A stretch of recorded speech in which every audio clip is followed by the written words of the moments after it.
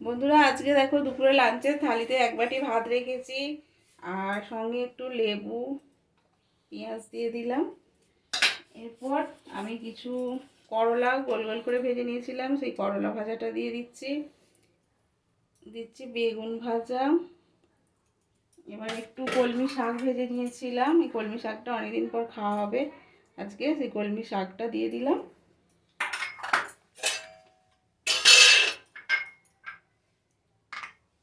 এরপর দিচ্ছি মুসুর ডাল, একবার একটু মুসুর ডাল করে নিয়েছিলাম, সেই মুসুর ডালটা দিয়ে দিচ্ছি।